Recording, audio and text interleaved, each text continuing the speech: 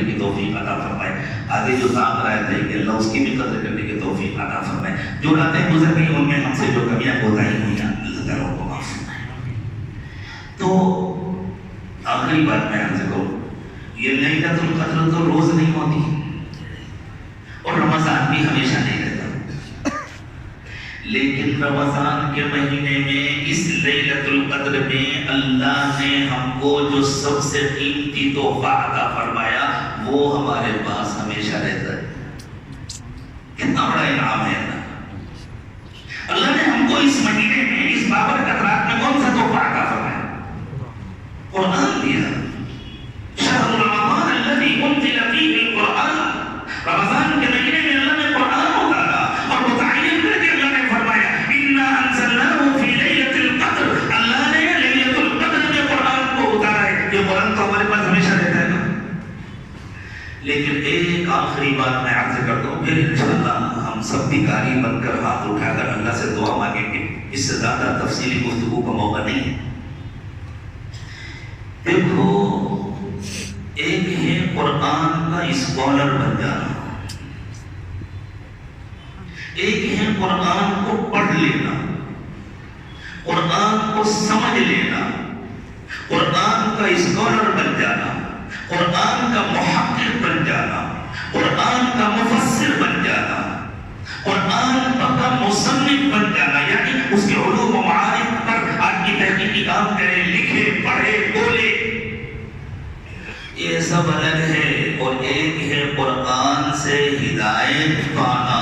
قرآن اترا ہے ہدایت کے لیے. شہر رمضان الذی انزل فیہ القرآن ھدی للناس، اللہ نے رمضان کے مہینے میں قرآن اتارا ہے لوگوں کی ہدایت کے لیے. وبینات من الھدی والفرقان، قرآن ہدایت کو پیش کرتا ہے. قرآن فرقان ہے، وہ حق اور باطل کو اس طرح الگ کرتا ہے جیسے دودھ اور پانی کو الگ کر دیا جائے. لیکن قرآن کی ہدایت کسے ملتی ہے؟ فرمایا تم چاہے جتنے بڑے اسکالر بن جاؤ، چاہے جتنے بڑے محقق اور مدقق بن جاؤ، چاہے جتنے بڑے لیکچرر بن جاؤ، قرآنی علوم کے پروفیسر بن جاؤ، تمہیں قرآن سے ہدایت نہیں ملے گی، نہیں ملے گی، نہیں ملے گی جب تک متقی نہیں بنو گے. قرآن سے ہدایت پانے کے لیے تقویٰ شرط ہے. اور تقویٰ کسے کہتے ہیں؟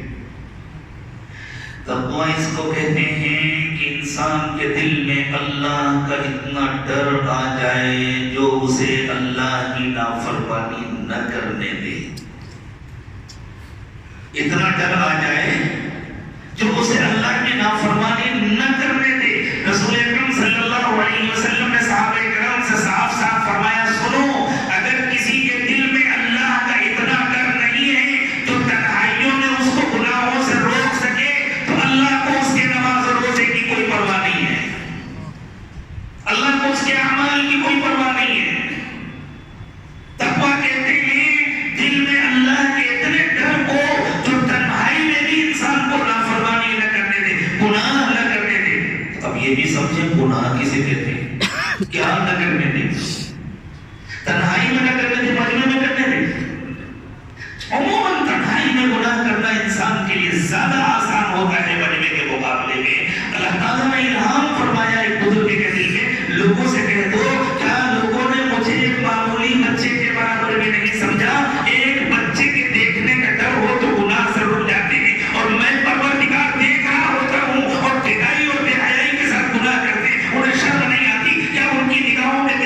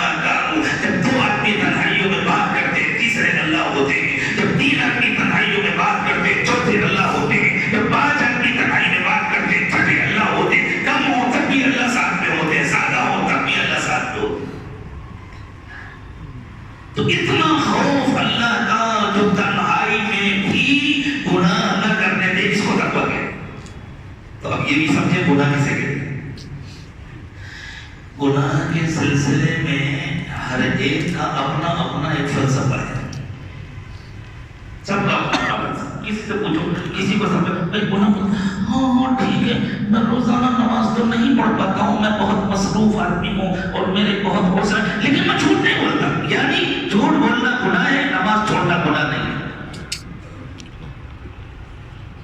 اور بھائی میں فلاں نیکی تو نہیں کر پاتا ہوں، میں روزہ تو نہیں رکھ پاتا ہوں، لیکن میں کسی کا حق نہیں دباتا، یعنی حق دبانا گناہ ہے، روزہ چھوڑنا گناہ نہیں ہے۔ مبارک ہو آپ کو خدا بن جانا۔ یہ گناہوں کا اپنا اپنا فلسفہ اس بات کی علامت ہے کہ ہر ایک خدا بنا ہوا ہے، وہ کہتا ہے شریعت میں بناؤں گا، اللہ نہیں بنائیں گے۔ مبارک ہو خدا بننا، مبارک ہو رسول بننا، یہ ایسے ہی مبارکباد ہے جیسے اللہ تعالیٰ نے کافروں کے بارے میں فرمایا فَبَشِّرْهُمْ بِعَذَابٍ أَلِيمٍ، انہیں خوشخبری سنا دو، ان کو مبارک ہو جہنم کا عذاب۔ انہیں جہنم میں جانے کا شوق ہے، انہیں اللہ کی نافرمانی کا شوق ہے، تو ان کو عذاب علیم کی خوشخبری سنا دو، ان کو مبارک ہو۔ ایک بزرگ نے اپنے ایک خلیق کو، اپنے ایک مرید کو خلافت دی۔ خلافت دینے کا مطلب ہے اعتماد کا اظہار کرنا۔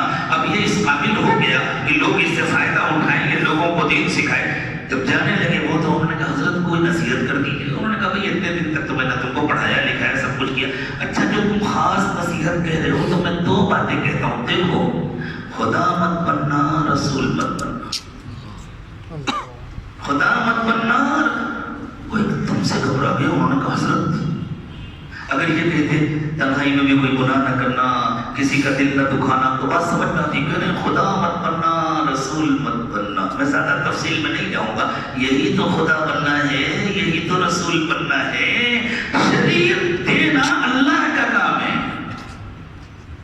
اور اس کو بتلانا اور سمجھانا اور اس پر عمل کر کے دکھانا یہ رسول کا کام ہے۔ اگر انسان خود گناہ اور ثواب کا فلسفہ بناتا ہے تو وہ خدا بن رہا ہے، یا اللہ کے اتارے ہوئے احکام کی تشریح رسول کی تشریح کے خلاف کرتا ہے تو وہ رسول بن رہا ہے۔ اللہ خدا بننے سے بھی ہماری حفاظت فرمائے، رسول بننے سے بھی۔ تو میرے دوستو ہم مسلمان ہیں، ہم نے کلمہ پڑھا ہے لا الہ الا اللہ محمد رسول اللہ۔ اس کلمے کا تقاضا یہ ہے کہ یہ ہمارے دل کا یقین ہو، حکم اللہ کا چلے گا، ان الحکم الا للہ، اللہ کے سوا کسی کا حکم نہیں چلے گا، اور اس حکم کی تشریح محمد رسول اللہ کریں گے، یہ حق کسی اور کا نہیں ہے۔ علماء